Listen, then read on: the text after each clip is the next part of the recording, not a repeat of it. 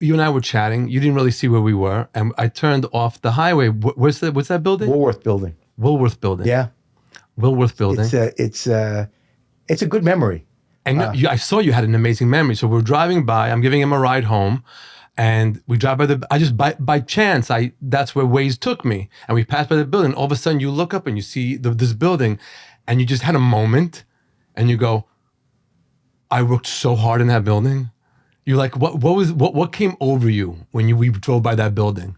You know, Modi, honestly, I don't know exactly if you remember, what we did before that building was, before we passed by that building, you went on for about 15 minutes in one of your underground locations to practice new material. He came to the Comedy Cellar. Right. He came to the Comedy Cellar.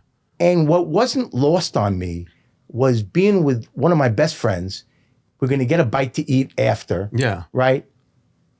He must have done 3 or 4 shows that week, flying all over the country. Yeah. And yet he's taken 10 minutes to practice new material. Yeah. And that's never something that you ever lose, working hard, putting in that kind of energy. Yeah. So it was really fortuitous that we then passed the building that I first learned, that I first became a lawyer in the Woolworth Building, and I spent so much time and made so little money, but put in such an enormous effort when it first began my career. And it honestly had a lot of good memories.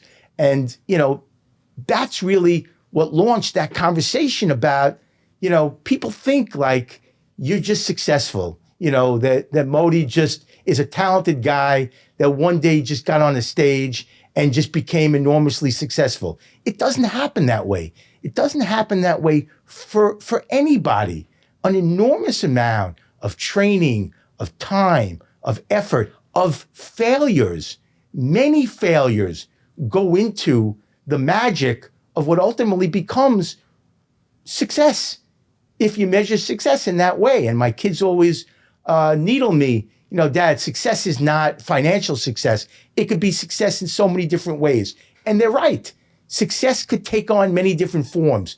If you're successful in a community and you're doing charity work, or you're successful with a family, or you're successful in anything that brings you tremendous joy, that measures success, not just financial success.